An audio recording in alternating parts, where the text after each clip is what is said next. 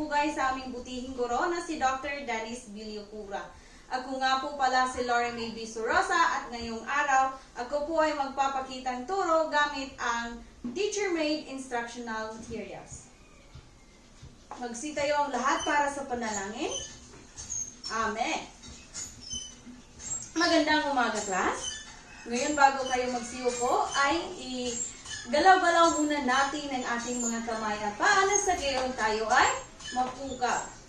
Ngayon naman, bago kayo magsiupo, pakiayos ng hanay ng inyong upuan at pakipulot na rin ng mga basura na inyong makikita sa paligid. Ayan, sa tingin ko maayos na, umupo na ang lahat. Tingin sa kanan, tingin sa kaliwa, tingin sa harap, tingin sa likod, tingnan ang wala. Mayroon bang lumiban sa araw na ito? At dahil wala, palakpakan ninyo inyong mga sarili at kayo ay makakatanggap ng tig-5 puntos para sa araw na ito. Ayan.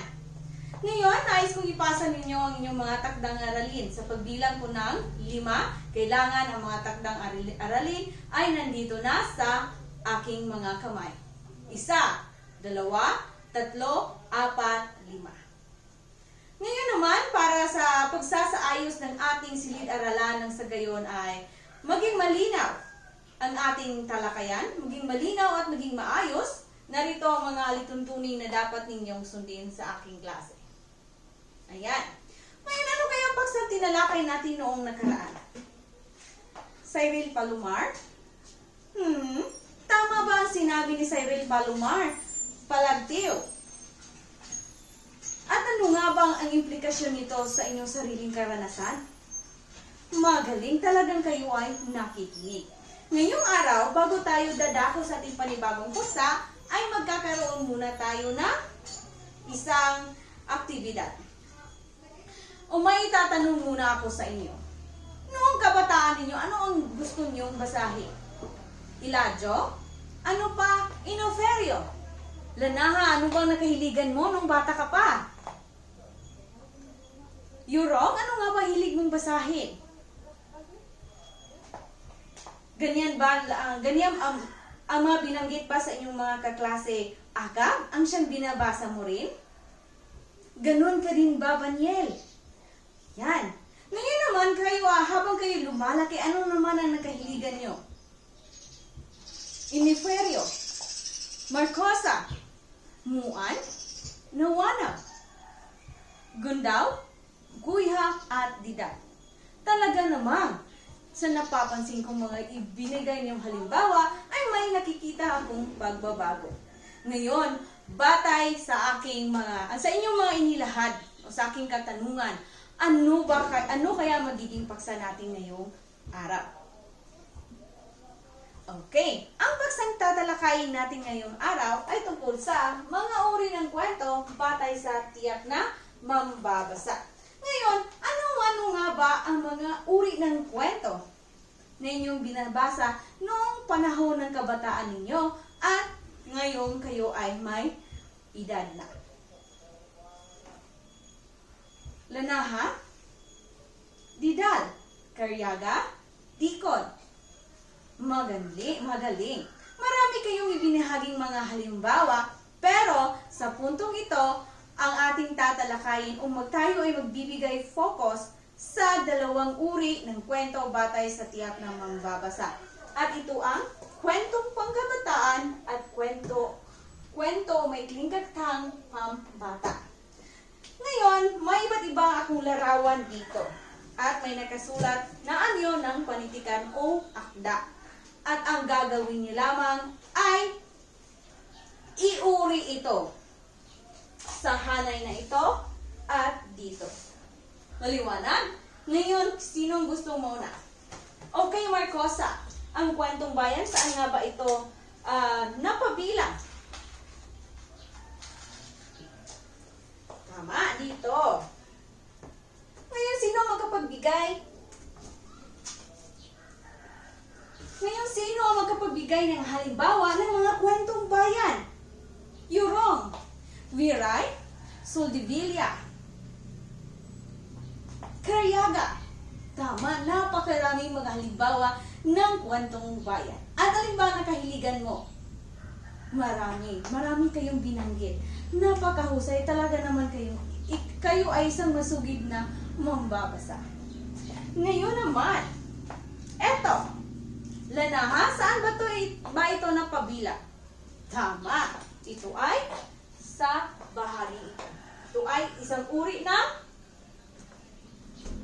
kwentong pangkabataan. Ngayon, sino ang mahilig magbasa ng science fiction? O mga kwentong pinapauluban ng mga siyensya? Marami. Magkagayon man ako din ay mahilig magbasa ng mga science na libro. Ngayon ito naman. Ano nga ba? O saan nga ba ito napabilang? Didal. Tama ba si Didal Hiladio? Sang-ayon ka ba, Ilog? Nakahiligan mo rin bang bumasa ng ganitong mga kwento?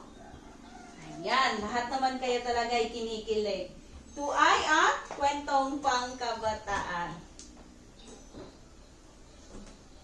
Kwentong pangkabataan, ito ay nakahiligan ng mga kolehiyalang mga kabataan. Ayan. Ito, kwentong puntulog. Saan nga ba ito napabilang akap? Binabasahan ka ba ng nanay mo nito, Elijah? Ikaw, Paniel, binabasahan ka ba ng nanay mo ng ganito nung bata ka pa? Ngayon, saan nga ba ito napabilang? Ito ay mahusay.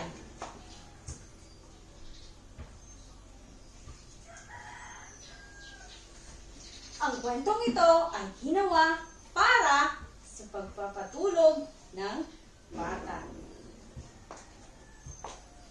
Ito naman, sino ang mahilig magbasa nito? Ay, lahat talaga nakataas ng kamay. Bakit nga ba gusto mong bumasa ng ganito, Palomar?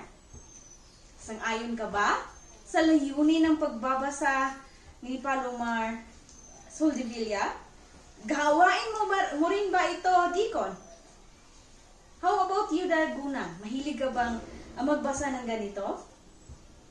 Lahat naman tayo ay mahilig magbasa nito. O hindi naman, kung hindi man lahat, ay mostly sa atin ay nagbabasa nito. Parang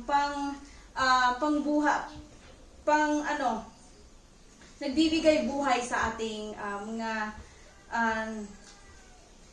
diwang parang gusto nang bumigay. Di ba? Sangayon ba kayo? Sangayon ka ba, Lanahan? How about you, Kasrusale? Ngayon naman, bigyan mo ng buod ang mga sinabi ng inyong kaklase. Karyaga, tingin ko hindi ka nakikinig dahil may ginagawa ka dyan sa upuan mo. Ayan, talaga namang nakikinig din. Akala ko hindi. Ito ay napabilang sa kwento ng pangkabataan.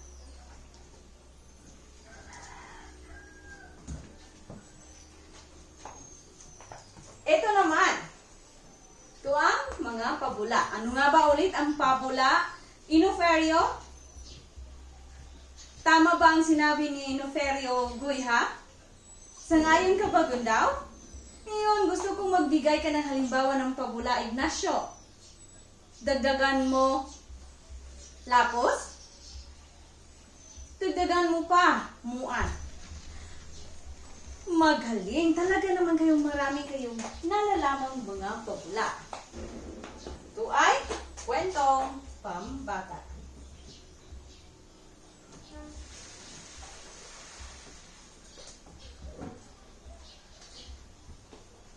Ngayon, sino ang gustong maging author balang araw? Napakarami. Marami sa ating sa aking mag-aaral ay gustong maging author balang araw. Kaya, isang maipapayo ko lamang, kapag kayo ay nagsusulat, kailangan ninyong ikonsidera ang target ninyong audience. Kung ito pa para sa pambata, kailangan niyo na gumamit ng mga salitang madaling maunawaan, hindi mahirap ikasin, at madaling maunawaan ng mga bata.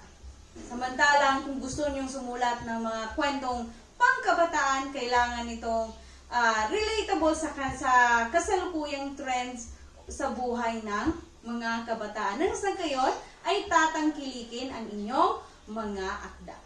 Naway mayroon kayong natutunan sa aking talakayan ngayong araw. Hanggang sa susunod nating talakayan. Paalam!